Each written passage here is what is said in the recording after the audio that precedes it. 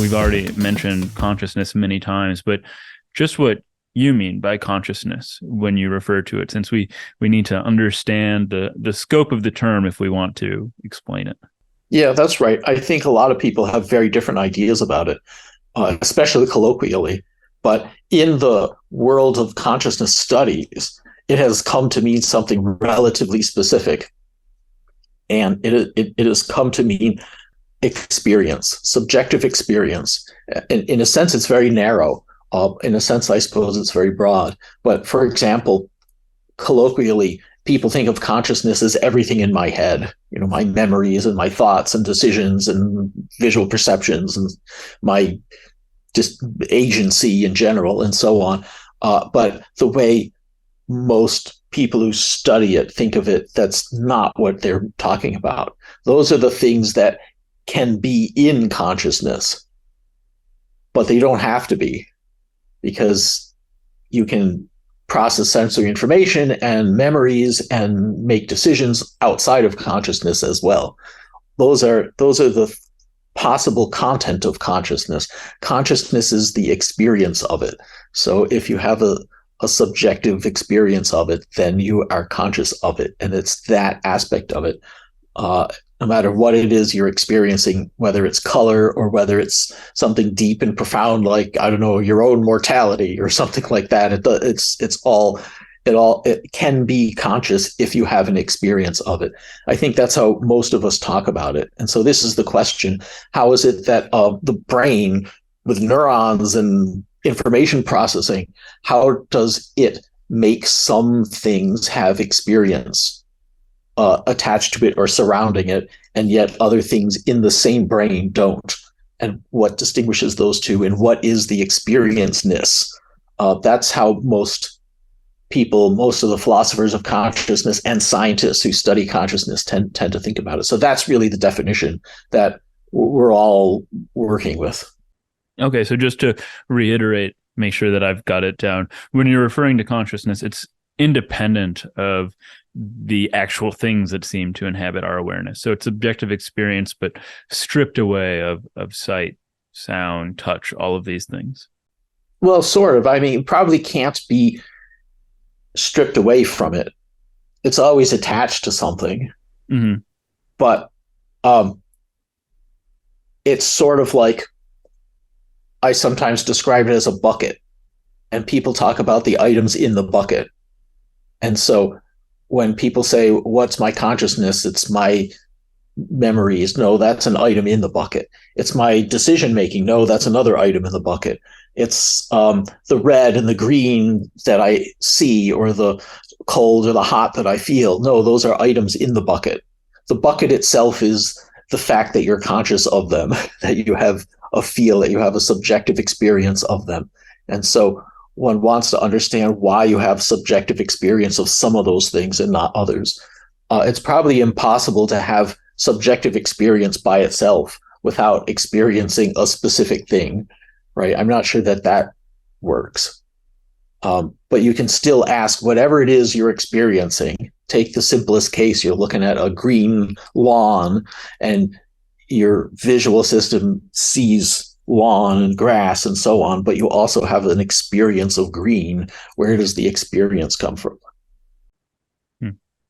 Well, one last sort of context setting question I wanted to ask is whether you're aware of any crucial background assumptions that guide your work. And I think that sounds pretty broad, but one that immediately comes to mind for me is that the assumption that consciousness can be explained physically. And so you're implicitly ruling out a dualist theory of mind here. Like there's something non-physical that's playing a part in consciousness.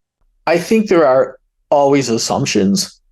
I mean, one thing sure. You never know about the world, right? Everything we think we know could be wrong. If you really want to dip into philosophy, right? Maybe everything that I think I know is some kind of memory implant by some evil alien. I mean, who the heck knows? So you always end up making some kinds of assumptions.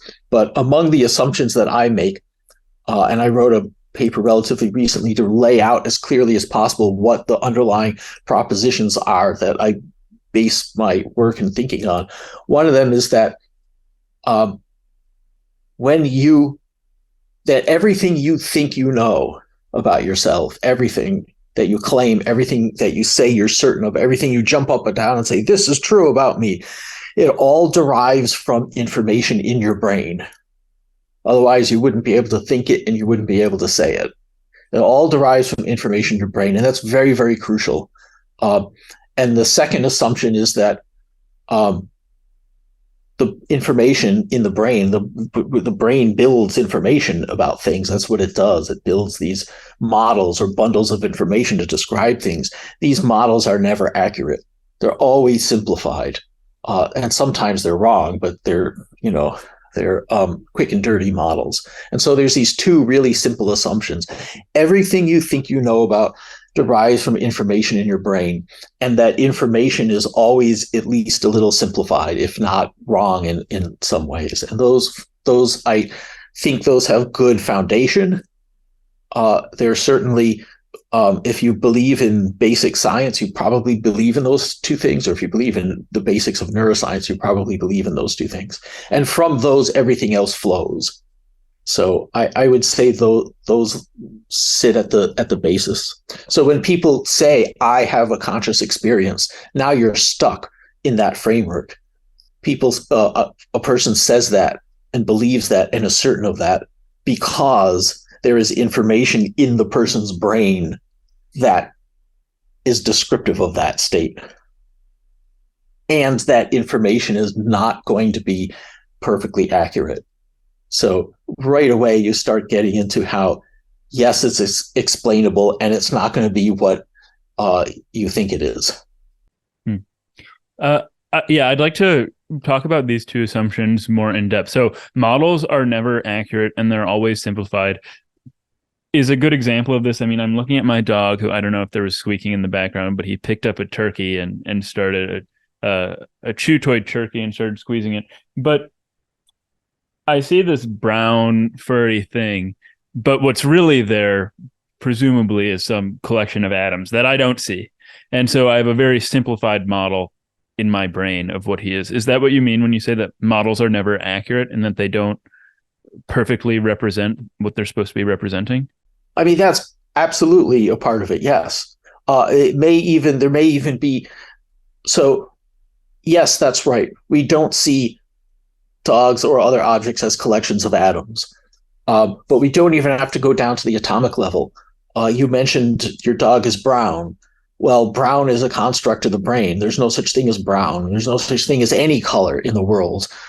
Instead, there's these absurdly complicated mixtures of electromagnetic wavelengths that we simplify and strip down and turn into these very simple color constructs. Like color doesn't exist in the world. That's a good example. Vision also has a way of simplifying the borders of objects. So what we see is a very crisp, sort of the borders get smoothed and made much more high contrast. So the world as we process it, as a visual system reconstructs it, is not the visual world that's actually out there. And so on and so on. Those are some very simple examples. There are many, many other examples. I think it was the statistician George Box who said, all models are wrong, some are useful. And I like that quote, although I think he was talking about statistical models, but it's really the same principle at work. Mm-hmm. And then the first principle, that everything we think we know about ourselves is derived from information in the brain. Another, just to keep with this brown example. So I think the more intuitive response that people would give is that everything we think we know about ourselves is derived from things in the world outside of us. So I think my hair is brown because I've seen my hair in the mirror. But based on what you just said, my hair isn't brown. That's already something that's just in my brain. So everything I think I know about myself comes from information in my brain rather than something external. Is that the key point here? Yeah. I mean, I think that let's take the case of visual object like your hair or whatever it is. You look at something. I like to use the examples of apples because somehow whenever I write, I start getting hungry. But anyway, you have an apple. You're looking at it. There is an apple. I mean, unless you're hallucinating, there's a real object. That real object does impact your brain. So the models, the information that your brain builds, those are dependent on the real object, right? So I'm not saying that the world doesn't exist. Like there are people who are solipsistic who say there's no world, it's all in the head. This is not what I'm saying. But there's a kind of stepwise process. So you start with the real object, let's say the apple. Then your brain builds a model of it in your visual system, which is simplified with color and shape and shiny surface and so on. That's a simplified model of the real thing. Then your cognition gets access to that simplified model.